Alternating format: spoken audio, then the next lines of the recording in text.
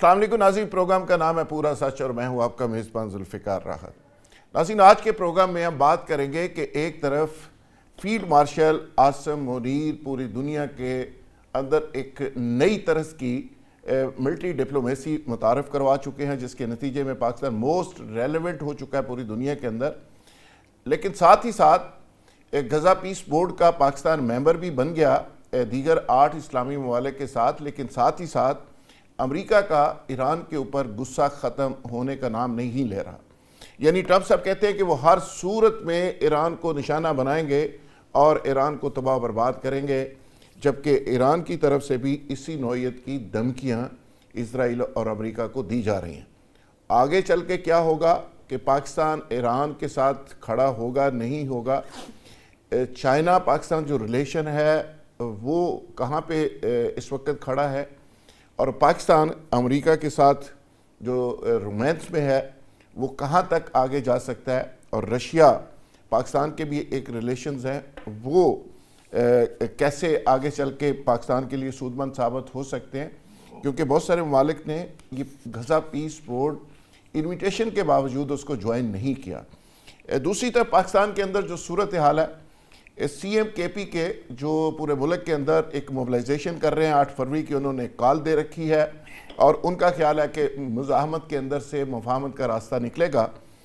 اب وہ معاملہ کہاں تک پہنچتا ہے، وہ کامیاب ہوتے ہیں یا نہیں ہوتے، لیکن ایک بات انہوں نے بہت ہی خوفناک کہی ہے، وہ یہ کہہ رہے ہیں کہ مجھے قتل کروا کے پی کے اندر گورنر راج لگانے کی سازش تیار کی گئی ہے۔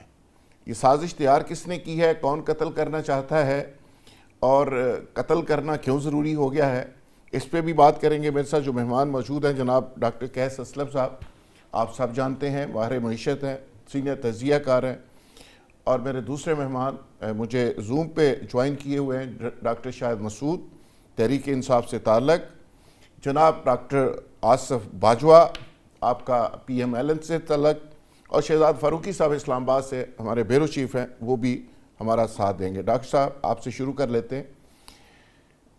آرمی چیف فیلڈ مارشل جناب عاصم منیر، کہا جا رہا ہے کہ انہوں نے بڑی اگریسو آرمی ڈپلومیسی کر کے ایک نئی مثال قائم کی ہے اور پوری دنیا کے اندر پاکستان کو موسٹ ریلیونٹ کر دیا ہے۔ اب غزہ پیس بورڈ کے ہم ممبر بن گئے، ایران اور امریکہ کی ٹینشن چل رہی ہے، یعنی ایک طرف تو پاکستان غزہ پیس بورڈ کا ممبر ہے جہاں پہ اسرائیل بھی ایک فریق ہے، ایران ظاہر ہمارا ہمسایہ بھی ہے، برادر اسلامی ملک بھی ہے، تو اب کہاں کھڑے ہیں پاکستان کی جو ڈپلومیسی ہے، کہاں کھڑی ہے؟ شکریہ ذوالفقار صاحب، میرا یہ خیال ہے، اور پچھلی دفعہ بھی جب آپ دیکھیں اسرائیل اور ایران کا ہوا تھا سارا معاملہ، تو ہم نے کوورٹلی ایران کی مدد کی تھی in that context۔ اسرائیل کو تو ہم مانتے ہی نہیں ہیں۔ میرا اب بھی خیال ہے کہ پہلا تو میرا یہ خیال ہے کہ یہ ایران اور امریکن صدر کی طرف سے ریٹرک ہے، جنگ تک پہنچے گا نہیں، کیونکہ دونوں حریفوں کے پاس ایسا اسلحہ ہے جو شاید ایک دوسرے کو ڈیمیج کر سکتا ہے، ایٹ لیسٹ اسرائیل کو ڈیمیج کر سکتا ہے، امریکہ کے اڈوں کو ڈیمیج کر سکتا ہے، ایران کے، لیکن امریکہ کہتا ہے میں تو تباہ برباد کر دوں گا۔ سر وہ ٹرمپ صاحب یہ باتیں کرتے رہتے ہیں، بٹ ان اے وے وہ نیگوشیٹ بھی کرنا چاہتے ہیں چیزوں کو، اور ایران تو ہر وقت کہتا ہے کہ میں نے نیوکلیئر پاور نہیں بننا، میں نے صرف پیسفل نیوکلیئر، یہ اس نے ابھی کبھی کلیم ہی نہیں کیا۔ آپ کہہ رہے ہیں کہ ٹرمپ صاحب ڈرا رہے ہیں انہیں؟ جی میں یہ سمجھتا ہوں کہ نہ صرف ان کو ڈرا رہے ہیں، ریجن میں سب لوگوں کو ڈرا رہے ہیں۔ نیچرلی وہ جو پیس بورڈ ہے اس میں ہم بھی حصہ ہیں، بٹ میں یہ سمجھتا تھا کہ ہم حصہ بننا چاہیے، کیونکہ ہم نے کہیں نہ کہیں تو ڈپلومیٹکلی کاؤنٹر کرنا ہے اسرائیلی اگریشن۔ نہیں، اگر چائنا حصہ نہیں تھا تو پاکستان کو بھی چائنا کے ساتھ کھڑا ہونا چاہیے۔ دیکھیں بات یہ کہ ایک بڑی مزیدار جو اس میں پیش رفت ہوئی ہے وہ یہ ہے کہ جب روس کے صدر پوٹن کو اس کا حصہ بننے کی کیا تو انہوں نے کہا ہم $1 بلین دے دیں گے، حصہ نہیں بنیں گے۔ اچھا، حالانکہ کیونکہ شرط یہ ہے کہ اگر پرماننٹ ممبر بننا ہے تو $1 بلین بھی دینا پڑے گا اس کے اندر ریکنسٹرکشن کے لیے۔ تو روس نے تو یہ کہا کہ ہم ممبر نہیں بنیں گے، مگر $1 بلین، جس کا مطلب ہے تو پاکستان $1 بلین ہم نہیں دے سکتے. ہم کون دے گا پاکستان کا؟ ہم دیں گے ہی نہیں جی. ہم تو وہ صرف غزہ تک رہیں گے، ڈپلومیسی تک رہیں گے. اچھا، پرماننٹ ممبرشپ میں ہم شاید میرا نہیں نہیں جائیں گے. خیال کہ جا سکتے. دوسرا ہے، ہم نے سعودی عرب کے ساتھ ایک ایگریمنٹ کیا ہے. ہمارا سارا فوکس جو ہے وہ اینٹی انڈیا اور ریجنل پیس ہے. ان دیٹ کانٹیکسٹ ہمارا بالکل اس سے آگے نہیں ہے. اور ہم فلسطین اسٹیٹ چاہتے ہیں، ہم کشمیر کا مسئلہ حل چاہتے ہیں. انڈیا یہی ڈر رہا ہے کہ اس بورڈ کا ممبر اگر ہم بن گئے تو شاید اگلا ہم کشمیر کا مسئلہ وہاں سے حل کرنا چاہیں. انڈیا کو انویٹیشن کوئی نہیں ہے. تو ان دیٹ کانٹیکسٹ ہم ہمیشہ سے، ہمارا برادر ملک ہے ایران، ہم نے اس کو سپورٹ کیا ہے ان دیٹ کانٹیکسٹ. مگر ہم نے کبھی جرت بھی نہیں کی کہ امریکہ کے خلاف بھی ایران کے معاملے میں چلے جائیں. وہ پائپ لائن ہماری وہ ابھی تک بیچ میں پڑی ہوئی ہے. سو آئی تھنک کہ ہم کورٹلی تو چائنا اور ایران کا لنک بنے رہیں گے، مگر اس میں اگر یہ ہاٹ وار ہوتی ہے کھل کے کھڑے نہیں ہوں گے. نہیں ہوں گے، کبھی بھی نہیں ہوں گے. برسر شاہد مسعود صاحب، آپ کو کیسے لگ رہا ہے کہ کہا تو جا رہا ہے کہ پاکستان کی جو ملٹری ڈپلومیسی ہے، خاص کر عاصم منیر صاحب نے پاکستان کو موسٹ ریلیونٹ پوری دنیا میں کر دیا، اور پاکستان کی سرحدوں سے باہر نکل کے پاکستان اب دنیا کے معاملات میں رول ادا کر رہا ہے. آپ اس کو کیسے دیکھتے ہیں؟ اور پیس بورڈ کا پاکستان ممبر بنا، ایران کا امریکہ سے جو ٹینشن ہے، یہ دونوں تناظر میں پاکستان کہاں کھڑا ہے؟ بسم اللہ الرحمن الرحیم. Thank you so much Zulfiqar صاحب for inviting me to show. گزارش یہ ہے اس کو دیکھنا پڑے گا. میں دو طرح سے اس کو دیکھتا ہوں. ایک تو جو امریکن، جو اب یہ ایک یونائٹڈ اسٹیٹس کی ایک آرگنائزیشن جس کو یہ خود کنٹرول کر رہا ہے، اس کو اگر دیکھیں، جس کے اندر یہ غزہ پیس بورڈ جو بنا، تو آپ کو شاید یاد ہوگا کہ یورپین کنٹریز جو ہیں، یہ جو غزہ کے اندر، جو فلسطین کے اندر اتنی تباہ کاریاں، اتنا جانی نقصان اور اتنی یہ وار والا معاملہ رہا، تو اس کے اندر بہت سارے لوگ یورپ کے اندر نکلے جنہوں نے نہ صرف پروٹیسٹ کیا، احتجاج ریکارڈ کروائے، بلکہ وہ لاکھوں کی تعداد کے اندر نکلے. شاید پاکستان کے اندر اس وقت جماعت اسلامی تھی یا پاکستان تحریک انصاف تھی جو اس معاملے کے اندر باہر نکلی. باقی کوئی ایسا ہمیں کو بڑے پروٹیسٹ دیکھنے کو نہیں ملے. اب پورا یورپ جو ہے اس کا بائیکاٹ کر کے بیٹھا ہوا ہے. فرانس نے اس کا بائیکاٹ کر دیا، اٹلی نے اس کا بائیکاٹ کر دیا، کیونکہ اس کی بنیادی ایک وجہ ہے. آپ اس کو پیرلل ایک آرگنائزیشن بنا رہے ہیں جو یونائٹڈ نیشن کی طرح کی ہے، لیکن یونائٹڈ نیشن کے ریپرزینٹیٹیوز بھی اس کے اندر نہیں ہیں. اور سب سے جو امپورٹنٹ بات ہے، جو اس مقصد کے لیے اس کو بنایا جا رہا ہے، جو کیا وہ مقصد حل ہوا؟ جو دو آبجیکٹیوز تھے اس کے، فرسٹ آبجیکٹیو تو یہ تھا سیز فائر ہوگی. کیا سیز فائر ہوئی؟ آج بھی کل کی آپ اخبار اٹھا کر دیکھ لیں، کل کی آپ انٹرنیشنل نیوز اٹھا کر دیکھ لیں، غزہ کے اندر آج بھی قتل و غارت جاری ہے. غزہ کے اندر آج بھی امداد کا فقدان ہے. اسرائیلی نہیں لانے دے رہے. آج بھی جو ہے وہ ٹیریٹری آکوپائیڈ ہے. اور غزہ پیس بورڈ کے اندر آپ نے فلسطین کو تو حصہ ہی نہیں بنایا. پاکستان بھاگ کے چلا گیا. اور اس کے اوپر بھی مجھے ایک اعتراض ہے. دیکھیں، we are the torch bearers. ہم لوگ تو مشل بردار ہونا تھا. ہم نے پوری اسلامی دنیا نے ہمارے پیچھے لگنا تھا. ہم یہ کہہ رہے ہیں کہ باقی اسلامی دنیا جو ہے وہ غزہ پیس بورڈ کے اندر چلے گی تو ہم کیوں نہ جائیں، ہم بھی چلا جائیں. او بھائی، اس کے اوپر آپ کی ایک OIC کی ایک باڈی موجود ہے. آپ کو یاد ہوگا جب اسلامو فوبیا کے معاملے کے اوپر 2019 کے اندر ایک سعودی عربیہ کے اندر OIC کی سمٹ ہوئی، کانفرنس ہوئی. اس کے بعد 2022 کے اندر پاکستان نے ہوسٹ کیا. 2023 کے اندر دوبارہ پاکستان نے ہوسٹ کیا. عمران خان صاحب وہاں پہ موجود تھے. پوری دنیا کے جو مسلمانوں کے حوالے سے مسائل تھے ان کا اس کے اوپر بات ہوئی. تو یہ تو ساری امت مسلمہ کے ایک مشترکہ جو ہے ایک ہمارا ایشو تھا. اس کے اوپر نہ تو کوئی OIC، نہ پاکستان کی پارلیمان کے اندر ڈیبیٹ، نہ کسی اور اسلامی ملک کے ساتھ ہمارا رابطہ. اور ہم گئے اور ہم نے بھاگ کے جا کے دیکھیں 57 انویٹیشنز تھے، لیکن سگنیچر صرف 20 ملکوں نے کیے ہیں. باقی 37 لوگ تو ابھی تک بیٹھے ہیں. لیکن ڈاکٹر صاحب اس میں مسلم ممالک، سعودی عرب چلا گیا، مصر چلا گیا، اردن چلا گیا، انڈونیشیا اور قطر وغیرہ. تو ظاہر ہے پاکستان سعودی عرب چلا گیا تو پاکستان نے سمجھا کہ ہمیں بھی جانا چاہیے. بات آپ کی درست ہے کہ ہماری ریجنل ایشوز اور ہیں, ہمیں اس کو سامنے رکھ کے دیکھنا چاہیے. اگر چائنا نہیں گیا تو چائنا کے ساتھ کھڑا ہونے میں بھی کوئی حرج نہیں تھا. شہزاد انور فاروقی صاحب, آپ کیسے دیکھتے ہیں کہ ٹرمپ صاحب پوری دنیا کو جس طرح چلانا چاہ رہے ہیں ڈنڈے کے زور کے اوپر, اور انہوں نے تو پرائیویٹ لمیٹڈ کمپنی بنا دیا پوری دنیا کو کہ پوری دنیا کو کنٹرول کیسے کرنا ہے, اور آگے وراثتی طور پہ بچوں کو قیادت سونپ رہے ہیں. کہتے جی میں خود اس کا سربراہ بن گیا ہوں اور بیٹا میرا اس کو آپریٹ کرے گا, داماد صاحب پتہ نہیں کیا کریں گے. یہ کیا تماشا لگا ہوا ہے؟ بسم اللہ الرحمن الرحیم. بہت شکریہ ذوالفقار راحت صاحب. اچھا, وہ ایک محاورہ ہے کہ چھاج بولے سو بولے چھلنی بھی بولے جس میں 100 چھید. ذوالفقار راحت صاحب پاکستان میں بیٹھ کے یہ بتا رہے ہیں کہ ٹرمپ صاحب نے کوئی چیز پرائیویٹ لمیٹڈ کمپنی ٹائپ کی بنا دی ہے. ارے بھائی, پوری دنیا, ہمارا خطہ تو بڑے عرصے سے اسی ماڈل پہ چل رہا ہے. آپ بنگلہ دیش دیکھ لیں, آپ انڈیا دیکھ لیں, پاکستان دیکھ لیں, سری لنکا دیکھ لیں, تو یہ ساری پرائیویٹ لمیٹڈ کمپنیاں ہیں جو اپنے اپنے خطے کو چلا رہی ہیں, اپنے اپنے علاقوں کو انہوں نے بانٹا ہوا ہے. تو ٹرمپ صاحب نے سوچا کہ یار اگر یہ کامیاب فارمولہ ساؤتھ ایشیا میں کامیاب ہے تو میں بھی کوشش کر کے دیکھ لوں, اگر اس کو with in family, all in the family اگر ہو سکتا ہے تو میں کیوں پیچھے رہوں. تو یہ جو ٹرمپ صاحب, دیکھیے ابھی ہم جو بات کر رہے تھے, ڈاکٹر صاحب نے بات کی کہ وہ رشیا نے کہا کہ ہم اتنے پیسے دیں گے, تو ہم تو پیسے لینے کے لیے شاید گئے ہیں. ہم پتہ ہے لوگوں کو آج تک الف لیلا کے دور میں رکھے ہوئے ہیں. قالین اڑتا ہے, پھر وہ چراغ رگڑتے ہیں تو جینا آتا ہے, تو پھر وہ کام کرتا ہے. اور یار لوگوں کو سیدھی طرح بتاؤ بھائی, ہمارے دانے ختم ہو رہے ہیں, دنیا میں سروائیو کرنے کے لیے پیسے چاہیے, اس کے لیے ہمیں یہ سٹیپ لینا پڑے گا. لوگ آپ کی بات مان لیں گے. آپ ہمیں بتائیں گے کہ وہ ہم چونکہ وہاں پہ امن قائم کرنے جا رہے ہیں اور آپ اپنی پارلیمان کو بھی اعتماد میں لینا وہ ضروری نہیں سمجھتے, تو مسائل بڑھ جاتے ہیں. وہ تو کہتے ہیں, وہ تو کہہ رہے ہیں بھیا کہ کیبنٹ نے اپروو کیا, حضور قبلہ کیبنٹ سے اپروول کے بعد گئے ہیں. کیبنٹ نے اس کو کر دیا اپروو, لیکن وہ کیبنٹ کو بعد میں پتہ چلا کہ اس نے اپروو کر دیا. تو کوئی اس میں مسئلے والی مجھے کوئی بات نظر نہیں آتی کہ آپ کو کوئی پرابلم ہے. اگر کیبنٹ نے اپروو کر دیا اور اس کو بعد میں پتہ چلا کہ اس نے اپروو کر دیا تو مسئلہ کیا ہے؟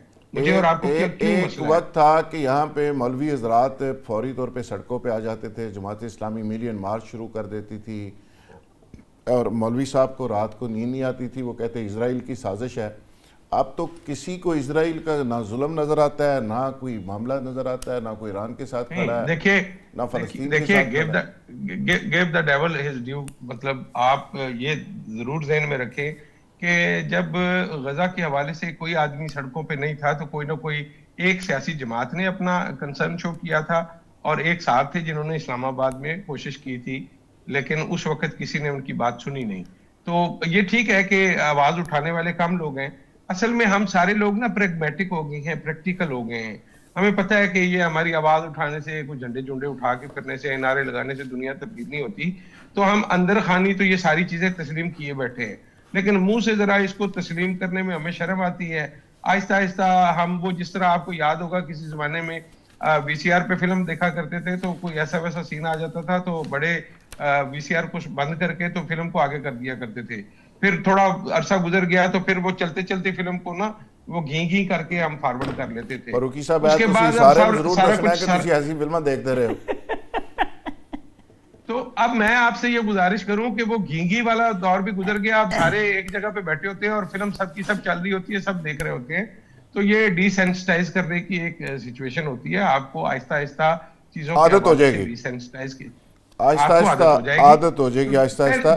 تو ٹینشن نہ لیں, پاکستان کی نہیں ٹینشن نہیں لیتے, بے فکر ہو جائے.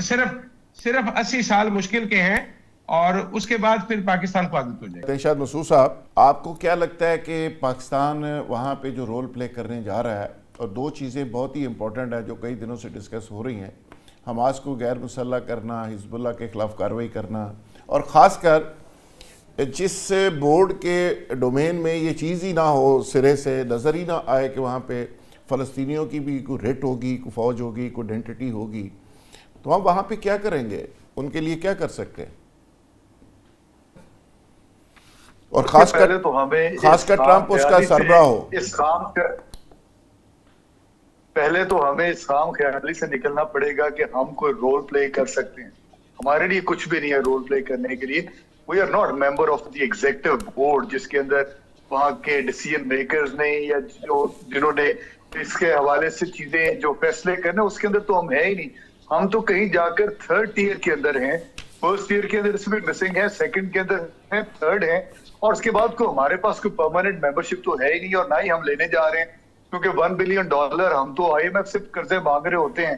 $1 बिलियन हमने कहाँ देना है? तो बात सिर्फ और सिर्फ जो है ना जुल्फिकार राहत साहब, मेरी गुजारिश इतनी है कि 1947 के अंदर कायद मोहम्मद अली जिन्ना साहब ने ये फरमा दिया था कि ये जो इसराइल है, it is the illegitimate child of the waste. और उसके बाद हमारी एक कंसिस्टेंट फॉरेन पॉलिसी रही इस हवाले से। और मुझे वो वक्त भी याद है जब अक़वाम मुत्तहिदा के अंदर इसराइल का कोई रिप्रेजेंटेटिव या नेतन्याहू स्पीच के लिए खड़ा होता था तो हम वहां से वॉकआउट कर जाते थे। आज हम वो जो जिन 20 मुल्कों ने जो सिग्नेटरीज हैं इस गजा पीस बोर्ड के, हम उनके साथ नेतन्याहू के साथ बैठे हैं। हमें इतनी, मैं फिर वही बात अर्ज कर रहा हूँ कि हमें इतनी जल्दी क्या थी? ना हमने अपनी पार्लियामान को जो है वो एतमाद में लिया, ना हमने अवाम पाकिस्तान को एतमाद में लिया, ना हमने मुस्लिम उम्मा को एतमाद में लिया, और हम जाकर बैठ गए और जाकर अब हम इस काम ख्याली में है कि हमसे कोई रोल जो है वो किरदार होगा जो हम अदा करेंगे। बिल्कुल ठीक है, बिल्कुल ठीक है। डॉक्टर साहब आपकी तरफ वापस आते हैं, आपका पॉइंट आ गया। तैमूर तालपुर सूबाई वजीर हैं पीपल्स पार्टी से ताल्लुक सिंध से, उनसे पूछ लेते हैं कि ये जो स्टेप पाकिस्तान ने लिया है, पीस बोर्ड का पाकिस्तान मेंबर बना है, और वहाँ पे क्या ये बहुत ज़रूरी था, और क्या कोई ऑप्शन ऐसी हो सकती थी कि हम रशिया और चाइना के साथ खड़े रहते और हम इसको ज्वाइन ना करते? बिस्मिल्लाहिर्रहमानिर्रहीम।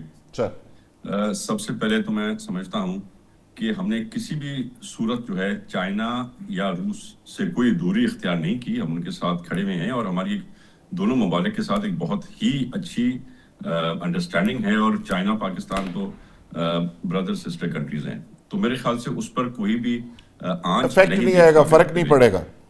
मैं नहीं देख रहा कोई भी आंच जाते हुए। okay. जहाँ तक बात है इसको ज्वाइन करने की, उसमें अभी मेरे ख्याल से बहुत एक कन्फ्यूजन फैला हुआ है। मेन रीज़न ये था कि हमारे क्योंकि बाकी इस्लामी ममालिक इसमें शामिल हो रहे थे और हमें दावत दी गई थी, और मैं समझता हूँ कि हमारे प्राइम मिनिस्टर और हमारे फील्ड मार्शल साहब वो समझते हैं कि वो यहाँ पे एक बेहतर किरदार अदा कर सकते हैं। उनकी अंडरस्टैंडिंग ये है कि हम यहाँ पर अपने मुसलमान भाइयों की मदद कर सकते हैं। अगर जो उनकी सोच है वो सोच पर मुस्बत चल सकें तो मेरे ख्याल से ये कोई ख़राब स्टेप नहीं होगा। पर अगर हम बड़ी बड़ी सोचें लेके वहाँ पर जाके बैठ गए हैं और कल को हम उस डिज़ास्टर का या उस गलती का एक हिस्सा बने, जो कि एक डर है कि बन सकती है, हमें ये खौफ ज़रूर है। अभी तक हमें ये क्लियर नहीं है कि क्या इसमें हमारे भाई ममालिक का कोई फ़ायदा होगा या फिर से उनके ऊपर और ज़्यादती जबर किया जाएगा। तो I think we will have to wait and watch for this situation to get clear कि जो हमने सोचा वो वाकई होगा या उसका उलट होगा। अच्छा तैमूर साहब, ये भी ज़रा बताइएगा कि ये गुल प्लाज़ा जो गिरा है, थोड़ा टॉपिक ज़रा चेंज करते हैं, इसकी शैला रज़ा साहबा ने फरमाया है कि नून लीग कुछ साजिश कर रही है और MQM साजिश कर रही है, और मुस्तफ़ा कमाल ने तो कहा कि कराची को टेक ओवर कर लेना चाहिए फेडरल गवर्नमेंट को। लाशें अभी भी वहाँ से निकल रही हैं। अब तालपुर साहब, क्या ये गुल प्लाज़ा जो गिरा है, इसी तरह की कहानी और भी बहुत सारे प्लाजे बता रहे हैं? यानी एक तो चलो गिर गया, लेकिन लगभग जो रूल्स एंड रेगुलेशन है वो मोस्टली बिल्डिंग्स के ऊपर अप्लाई नहीं किए गए। बिल्कुल जी। अब जो चंद साल में शायद बिल्डिंग्स बनी हैं उन पे कुछ ना कुछ बेहतरी है, उनके कम से कम फायर एग्जिट्स हैं। ये नहीं पता कि गुल प्लाजा की तरह खुले हुए होंगे या उनको भी सील कर दिया होगा एक्स्ट्रा दुकानें बनाने के लिए। पर ये एक ऐसा पोर्शन था जहाँ पे जितनी नज़रसानी होनी चाहिए थी, खसूसन उन बिल्डिंगों पे जो 20, 25, 30 साल 40 साल पहले बनी हैं, वो हमने नहीं की। ये जो अभी आग लगी है, this was basically eye opener for everyone. और इसके बाद मेरे ख्याल से हम सबका, खसूसन सिंध हुकूमत की जो है पूरी प्रायोरिटी इसी तरफ है कि जितनी बिल्डिंग्स हमने सर्वे कराई हैं उन सारी बिल्डिंग्स, चाहे वो सरकारी हों, चाहे वो प्राइवेट हों, चाहे वो कमर्शियल हो, یہ ذمہ سندھ حکومت نے اپنے سر لیا ہے کہ ہر ایک بلڈنگ میں جو رولز اور ریگولیشنز ہیں وہ اپلائی کرائیں گے، اور مجبوراً جہاں پہ نہیں کیا گیا وہاں پہ ایکشن لیا جائے گا، ان بلڈنگوں کو سیل کیا جائے گا۔ جہاں تک آپ نے بات کی مصطفیٰ کمال صاحب کی، تو ان کی بات تو میرے ذہن سے ذرا سوچ سے دور ہے کہ جہاں بھی جس صوبے میں آگ لگے گی تو اس صوبے کو آپ کرتے جائیں گے وفاق کے حوالے۔ خدا نہ خواستہ اسلام آباد میں کوئی آگ لگی تو اس کو کس کے حوالے کریں گے؟ ذرا اس کا بھی مجھے بتا لیں کہ ان کے پاس اس کا پلان ہے۔ تو یہ بڑی ایک سیاسی گندی سیاسی سوچ ہے میں سمجھتا ہوں، اور وہ بھی ایک ایسے شخص کے منہ سے آتے ہوئے جس نے 200 سے زائد لوگوں کو اکٹھا آگ لگا دی تھی کیمیکل کے ساتھ، جس میں سے 100 لوگ جو بچے ہیں، 200-250 کے علاوہ جو 100 لوگ بچے وہ آج تک بیچارے چل نہیں سکتے، اپنے ان کے نچلے دھڑ جو ہیں وہ کام چھوڑ گئے۔ تو جو لوگوں کو خود آگ لگائیں ان کی ایڈوائس پہ کون سا شخص یا کون سا آدمی ہے جو بھروسہ کرے گا، ان کی بات کو سیریسلی لے گا؟ اچھا طالپور صاحب، ایسا یہ نون لیگ پیپلز پارٹی کی گورننس کو کیوں ٹارگٹ کرتی ہے کہ کراچی میں، سندھ میں گورننس کا وہ ماڈل اچھا نہیں ہے، پنجاب میں بہت آئیڈیل ہے؟ آپ سمجھتے ہیں کہ فرق ہے پنجاب اور سندھ میں کافی؟ آپ کو بھی کوئی نظر آتا ہے؟ اور دوسرا، یہ جو بلڈنگز کی تو انسپیکشن آپ نے کر لی، اوورال کو کراچی کا ماسٹر پلان بنا کے سارے کراچی کو ٹھیک کرنے کا سوچا جا رہا ہے، باقی انفراسٹرکچر بھی؟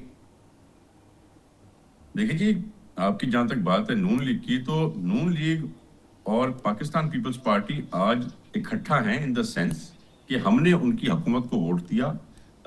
ہم نے پچھلی بار بھی ان کو پرائم منسٹر بنانے میں پاکستان پیپلز پارٹی کا چیئرمین بلاول بھٹو صاحب کا کردار تھا، اور اب بھی ان کو حکومت میں لانے میں پاکستان پیپلز پارٹی کا کردار تھا۔ اب اس کا یہ مطلب نہیں ہے کہ ہم جو ہیں آپس میں مرج ہو گئے ہیں۔ آپ کو یہ بات ذہن میں رکھنا چاہیے کہ پیپلز پارٹی کی سوچ اگر رائٹ پہ ہے تو مسلم لیگ کی سوچ لیفٹ پر ہے۔ ہمارے نظریات نہیں ملتے، نہیں مل سکتے، وہ جو ہے کبھی بھی آپ نہیں سمجھ سکتے کہ ہم الائن ہو کے چل سکتے ہیں۔ ہم صرف یہ کوشش کر رہے ہیں کہ کوئی ایسا کام نہ کریں کہ جس میں پاکستان کی معیشت کو اور زیادہ نقصان ہو، پاکستان کی پولیٹیکل سٹیبلٹی کو اور زیادہ نقصان ہو، پاکستان کے اداروں کو نقصان پہنچے۔ تو یہ ایک مجبوری کا ہمارا راستہ ہے جو ہم نے پاکستان کی بہتری کے لیے اپنایا ہوا ہے۔ تو ہم ان سے کوئی اچھی چیز سوچتے بھی نہیں، حالانکہ یہ تو ایک ایسی چیز تھی جس میں ان کو پازیٹیو بولنا چاہیے تھا۔ سندھ جو ہے وہ وفاق کا حصہ ہے، وفاق کو اور آگے بڑھ چڑھ کے ہماری ساتھ کام کرنا چاہیے تھا۔ ان کو تیسرے دن کے بجائے پہلے دن فون کرنا چاہیے تھا چیف منسٹر سندھ کو، اور بات کرنی چاہیے تھی۔ تو یہ سوچ الگ ہے۔ باقی کراچی کے لیے بہت کرٹیسائز کیا جاتا ہے، پر میں آپ کو بتانا چاہوں گا کہ آج بھی جتنے آپ کے انڈر پاسز ہیں اور جتنے فلائی اوورز ہیں وہ سارے پاکستان پیپلز پارٹی ہی کی حکومت نے بنائے ہیں۔ آج آپ کا سندھ کا سسٹم، کراچی کا ہیلتھ سسٹم پورے پاکستان میں سب سے مضبوط اور سب سے پائیدار ہے۔ تو بہت خوبیاں ہیں اور بہت خامیاں بھی ہیں۔ بالکل ہم کوشش کر رہے ہیں ان خوبیوں کو بڑھانے کی اور ان خامیوں کو ختم کرنے کی۔ انشاءاللہ تعالیٰ میں سمجھتا ہوں اللہ تعالیٰ نے بہت وقت دیا ہے اور ہمارا ابھی بھی وقت ہے اور بہتری لانے کا۔ طالپور صاحب، بڑے کھلے دل کے ساتھ آپ نے اس کو قبول کیا، ورنہ تو لوگ کہتے ہیں کہ جی ہمارے اندر خامی ہے ہی کوئی نہیں، لیکن آپ نے کہا کہ خوبیاں ہیں تو خامیاں بھی ہیں، اس کو ٹھیک کرنا بہت ضروری ہے۔ باجوہ صاحب، آپ کو کیا لگتا ہے کہ جو گل پلازہ کے اوپر نون لیگ سیاست کر رہی ہے، اگر اس کو چھوڑ دیتے جیسے طالپور صاحب کہہ رہے ہیں، آپ کی پارٹی اس پہ سیاست نہ کرتی، تو اوورال گورننس پہ سندھ کی سپورٹ کرتی، چونکہ انہوں نے حکومت سازی میں آپ کو سپورٹ کیا تھا؟ جی دیکھیے سر، میں یہ سمجھتا ہوں being political worker of P M L N کہ پاکستان مسلم لیگ نے یا ہماری گورنمنٹ کی طرف سے کہیں بھی کرٹیسائز نہیں کیا گیا، نہ ہم نے اس کے اوپر سیاست کرنے کی کوشش کی ہے۔ ہم یہ سمجھتے ہیں کہ یہ ایک دیکھیں ایک انسیڈنٹ تھا، وہ ہوا، خواجہ آصف صاحب اس میں نے کیا کیا ہے؟ نیگلیجنس ہو سکتی ہے، کسی کی بھی ہو سکتی ہے۔ دیکھیں خواجہ آصف صاحب کی ان کا ورژن یہ تھا کہ جو بلدیاتی ادارے ہیں وہ سٹرانگ ہونے چاہیے، اس کے متعلق چھوٹی چھوٹی وہ باتیں ہیں۔ اس میں ایک بات تو ضرور کی ہے انہوں نے، آپ کی گورنمنٹ ہے سٹرانگ کرے، پر کس نے کرنا سٹرانگ؟ نہیں دیکھیں وہاں پہ بلدیاتی چل رہا ہے، وہاں پہ کے پی سندھ میں بھی چل رہا ہے، کے پی میں بھی چل رہا ہے، پاکستان پنجاب میں یہ درست ہے کہ جب پچھلی دفعہ ہماری گورنمنٹ تھی تو اس وقت ہم نے باجوہ صاحب مشورہ تو وہ دینا چاہیے کہ آپ کی پنجاب میں گورنمنٹ ہے، پنجاب میں بڑے مضبوط ہو گئے، ادارے سندھ کو مشورہ دے رہے ہیں۔ عدالت نے ان کو ری انسٹیٹ کیا، اس کے بعد پھر جو گورنمنٹ تھی پی ٹی اے کی انہوں نے ان کو چلنے نہیں دیا. تو اس طریقے سے اب ہم قانون سازی کر رہے ہیں. شہزاد فاروقی صاحب سی ایم کے پی کے کہتے ہیں کہ مجھے مارنے کی سازش سر مجھے آپ کی آواز نہیں آ رہی ذوالفقار راحت صاحب. شہزاد فاروقی صاحب بروکن آواز ہے. باجو صاحب آپ کا کوئی ایشو ہے دوبارہ آپ سے رابطہ کرتے ہیں. شہزاد فاروقی صاحب سی ایم کے پی کہتے ہیں کہ مجھے قتل کرنے کی سازش ہو چکی ہے اور کے پی کے اندر گورنر راج لگایا جا رہا ہے. آپ کو لگتا ہے کہ کوئی ایسی سازش ایگزسٹ کرتی ہے؟ ایز اے جرنلسٹ آپ کی کیا اوپینین ہے اور کون یہ سازش کر سکتا ہے؟ اچھا ذوالفقار راحت صاحب، ہمارے ملک کا المیہ یہ رہا ہے کہ یا تو ہم جیت جاتے ہیں یا دھاندلی ہو جاتی ہے. تو جب ہمارے پاس کسی کام کا کوئی جواز، کوئی جسٹیفیکیشن نہیں ہوتی تو پھر ہمارے خلاف سازش ہو رہی ہوتی ہے. بھائی آپ اپنی پرفارمنس پہ زور دیں، آپ جو اپنا پولیٹیکل ایجنڈا لے کے آئیں اس پہ کام کریں. آپ کو اس وقت مشکلات کا سامنا ہے اور ہمیں اس کا ادراک بھی ہے بطور پولیٹیکل اینالسٹ اور کمنٹیٹر کے. لیکن یہ کہنا آپ کا حق ہے کہ وہاں پہ سازش ہو رہی ہے اور آپ کو اٹھایا جا رہا ہے. لیکن اگر ہم زمینی حقائق پر غور کریں تو مجھے نہیں لگتا کہ کوئی آدمی، کوئی احمق ہوگا جو یہ سوچے گا کہ وہاں پہ اگر ہم گورنر راج لگا لیں گے تو چیزوں کو زیادہ اچھا کر لیں گے یا اس پہ ہمارا کنٹرول کچھ زیادہ بہتر ہو جائے گا. مجھے اس میں کوئی حقیقت نظر نہیں آتی. لیکن جو باقی گفتگو انہوں نے اوورآل کی ہے وہ قابل غور ہے، قابل توجہ ہے. ہمیں اس پہ توجہ بھی دینی چاہیے اور غور بھی کرنا چاہیے کہ وہ یہ کیوں کہہ رہے ہیں. دیکھیے یہ جو وادی تیرہ والا معاملہ ہے اس کو سنجیدگی سے دیکھنے کی ضرورت ہے اور سٹیپ بائی سٹیپ کہ کس طرح سے اس آپریشن کا معاملہ جو ہے وہ شروع ہوا. اگر اپروول ہوئی تھی تو وہ جو ایپیکس کمیٹی جس کا حوالہ دیا جاتا ہے اس وقت اس کی سربراہی کس کے پاس تھی؟ کیا اس وقت یہی وزیر اعلیٰ تھے یا کوئی اور وزیر اعلیٰ تھا؟ تو ایسی مجھے تو کوئی صورتحال نظر نہیں آتی کہ ان کو اگر وہ وزیر اعلیٰ تھے تو ان کو علم نہیں تھا. یا تو ہو سکتا ہے کہ گنڈا پور صاحب اس وقت وزیر اعلیٰ ہوں گے تو اس ایپیکس کمیٹی نے جو ہے وہ منظوری دی ہوگی، اس لیے ہو سکتا ہے ان کو نہ پتا ہو. لیکن یہ کہنا کہ جی وہ ان کو نکالا جا رہا ہے یہ بھی ایک طرح کی الزام تراشی ہے. آپ اپنے ملک کے جو دفاعی ادارے ہیں ان کے اوپر الزام لگا رہے ہیں. آپ ایک جرگہ کرنا چاہتے ہیں، آپ چیزوں کو انتشار کی طرف لے جانا چاہتے ہیں. قوم اس وقت آلریڈی ایک ایسی پوزیشن میں ہے کہ جس میں انتشار کا سامنا ہے، پولرائزیشن ہے پالیٹکس میں بھی اور اوورآل بھی. ایسے میں لوگوں کو جوڑ کر تو ہم آگے چل کے کوئی راستہ نکال سکتے ہیں ایک دوسرے کے لیے. لیکن اگر ہم ایک دوسرے کو ماننے کے لیے، سننے کے لیے، ساتھ بیٹھنے کے لیے تیار نہیں ہوں گے تو پاکستان تو یہی ہے. یہ اسی طرح ہے جیسے آپ کسی ایک گلی محلے میں رہتے ہیں تو آپ نے رہنا تو یہیں پہ ہے. بالکل. لیکن ایک چھوٹی سی گزارش آپ کی اجازت سے میں طالپور صاحب سے کروں گا کہ طالپور صاحب آپ نے ابھی کہہ دیا کہ ایم کیو ایم کے دور میں آپ ثانیہ بلدیہ ٹاؤن کا آپ ذکر کر رہے تھے تو آپ ان کا نام جو لے رہے ہیں تو آپ حکومت میں ٹانگ دینا ان کو. ادھر لاہور میں جہاں ذوالفقار راحت صاحب بیٹھے ہوئے ہیں پیش میں آگ لگی تھی، کسی ذمہ دار کو کسی نے ٹانگا ہے آج تک؟ لوگوں کی ایل ڈی اے میں لگی تھی، لاہور جاتی ہیں، 10 عام آدمی مر جاتا ہے، کوئی والی وارث نہیں ہے اس کا. طالپور صاحب آپ جواب دینا چاہیں گے ورنہ میں آگے پھر ذرا جانا چاہوں گا. بس جی میرا دل تو یہی کہہ رہا ہے ان کی بات سن کے کہ میں خود ابھی کلیشنکوف لے کے نکلوں اور 2-4 کڑل کر کے آجوں، پر میرے خیال سے یہ ممکن نہیں ہوگا. دل ضرور یہی کہتا ہے. کیس پڑے ہوئے ہیں طالپور صاحب، کیس پڑے ہوئے ہیں. اس کو آپ ریاست کے طور پہ پارٹی بنیں، اس کو پروسیڈ کریں، کیس موجود ہیں اور قرار واقعہ سزا دلوائیں. جن لوگوں نے کیا تھا وہ تو ایک پوری دنیا نے وہ مناظر دیکھے. طالپور صاحب 2 کیسز آپ مثال بنا دیں، ایک سندھ میں بنا دیں، ایک کہیں اور بنا دیں، پھر میں اس کے بعد دیکھوں گا کہ کیسے آگ لگتی ہے اور کیسے لوگوں کو باہر نکلنے کے راستے نہیں ملتے یا آگ پہ قابو کیسے نہیں پایا جا سکتا. یہ تو ساری بس چلو بہرحال طالپور صاحب اکیلے تو نہیں کر سکتے لیکن انہوں نے اپنے جذبات کا اظہار کر دیا. ڈاکٹر صاحب آپ کو کیا لگتا ہے کہ کے پی کے اندر کوئی گورنر راج لگایا جا سکتا ہے؟ People's party P T I کو مائنس کیا جا سکتا ہے؟ سر دیکھیں یہ جو ہسٹری ہے پاکستان کی اس میں کچھ بھی ہو سکتا ہے، مگر میرا نہیں خیال، آئی تھنک موجودہ حالات کو سامنے رکھے، گراؤنڈ ریئلٹیز کو، تینوں پولیٹیکل پارٹیز کو ایک ایک صوبہ دیا گیا ہے اور یہ دیکھنے کے لیے کہ جس کو کہتے ہیں دور سے نظر آئے کہ کون سے صوبے میں کتنا زیادہ ترقی ہو رہی ہے. اور شاید تھوڑی بہت ہی ہر جگہ ہو رہی ہوگی، مگر بڑے شہروں میں ہو رہی ہے. باقی جب دور دراز علاقے وہ پنجاب کے ہوں، سندھ کے ہوں، کے پی کے ہوں، بلوچستان کے ہوں، اور جگہ کے ہوں، تو ہمیں نہیں نظر آتا. مگر میں نہیں سمجھتا کہ یہ جو بات ہے کہ جی مجھے مارنے کی سازش ہے، تو آپ کے لیڈر کو تو کوئی سازش نہیں ہے مارنے کی، تو آپ کو کیوں ہے؟ تو یہ in that context I think کہ جب آپ کوئی اور کام نہ کر رہے ہوں تو ایسے اسٹیٹمنٹس دے دیتے ہیں. نہ گورنر آج لگ رہا ہے. اوکے، ایک موقع تھوڑی امپورٹنس عوام نے تینوں پولیٹیکل پارٹیز امپورٹنس بنانے کے لیے آئی پرسنلی یہی ہے کہ ہائپ کریٹ کی ہے نا. بٹ وہ بات وہی ہے کہ آپ جو ہے دکھائیں کہ آپ نے یہ کام کیے ہیں. تو برسٹر شاہد مسعود صاحب سی ایم کے پی کے پوائنٹ سکورنگ بھی کر رہے ہیں اور ہائپ کریٹ کر رہے ہیں تھوڑی موبلائزیشن کے لیے. کون اس کو قتل کرنا چاہتا ہے اور کیوں قتل کرے گا؟ حالات تو پہلے ہی آپ کو پتہ ہے گراؤنڈز کے اوپر کے پی میں اچھے نہیں ہیں، اور پہلے کافی لاشیں ہم اٹھا کے پھر رہے ہیں. کوئی نئی لاش کی کیا کون سوچ رہا ہے؟ کس کو شوق ہے؟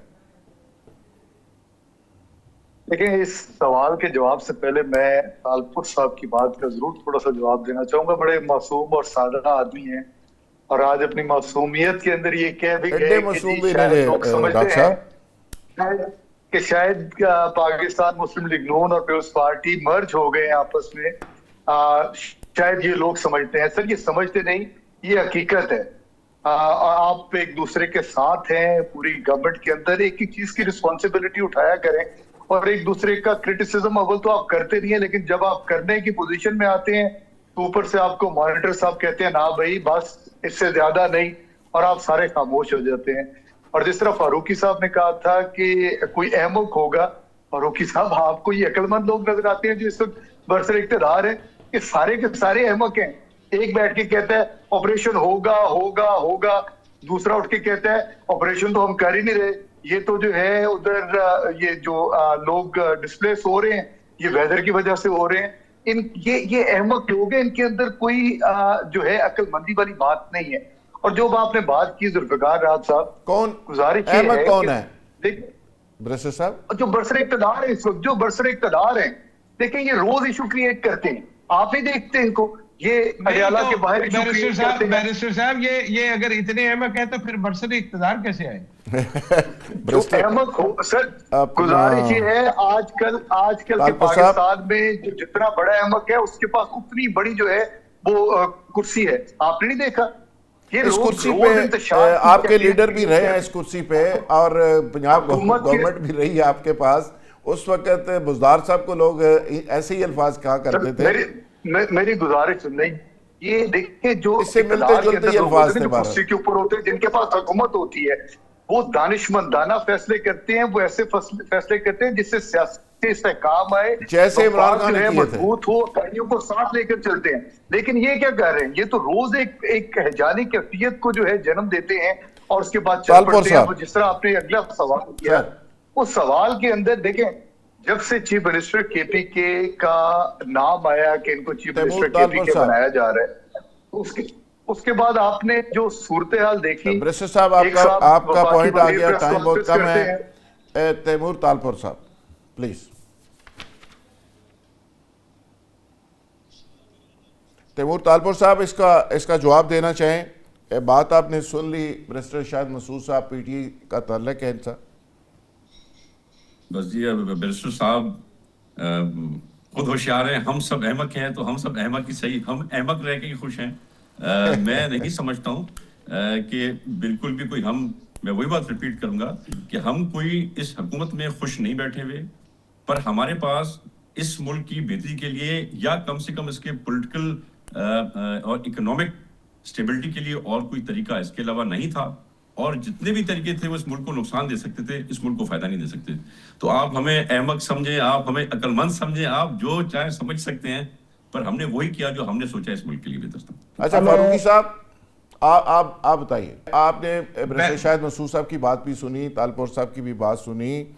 کیا یہ پوائنٹ سکورنگ سے مسائل حل ہوں گے؟ کوئی باقاعدہ کوئی لائے عمل دینا پڑے گا، کوئی گراؤنڈ ریئلٹی کو سمجھ کے کوئی ٹروتھ کمیشن بنا کے کچھ چیزوں کو آگے لے جانا پڑے گا، یا ایسے معاملات کیسے حل ہوں گے؟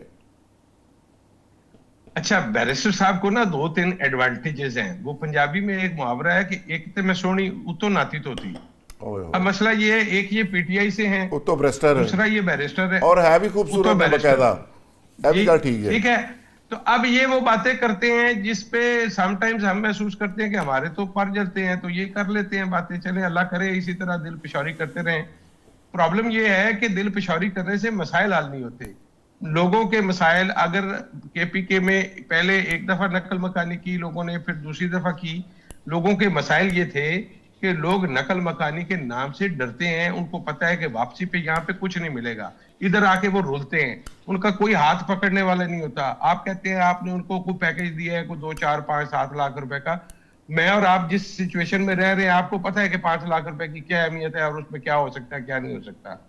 چیزوں کو سیدھی طریقے سے ٹیکل کریں، ہینڈل کریں. آپ کے حالات ٹھیک نہیں ہے، ماننے والی بات ہے، دہشت گردی کا بالکل صحیح ہے، بالکل صحیح شہزاد فاروق صاحب. تمام مہمانوں کا بجلی چلی نہیں جائے گی. تمام مہمانوں کا بہت شکریہ، اور اسی نوٹ پہ اختتام کریں گے آج کے پروگرام کا کہ اگر بیرونی خدشات سے، بیرونی خطرات سے، بیرونی حملہ آوروں سے، وہ حملہ آوروں کی نوعیت بہت ساری شکلوں میں ہے، اس کا اگر مقابلہ آپ نے کرنا ہے تو سب سے پہلے تو آپ کو ایز اے قوم یونائٹ ہونا پڑے گا، پھر آپ کو اپنے گھر کو ان آرڈر کرنا پڑے گا اور اپنے گھر کے حالات کو بھی ایڈریس کرنا پڑے گا. اور یہ اس بات کی گارنٹی ہے کہ آپ بیرونی خطرات کا بھرپور طریقے سے مقابلہ کر سکیں ایز اے نیشن. اسی کے ساتھ اجازت چاہیں گے جی. کل انشاءاللہ نئے مہمانوں کے ساتھ، نئے موضوعات کے ساتھ دوبارہ ملاقات ہوگی.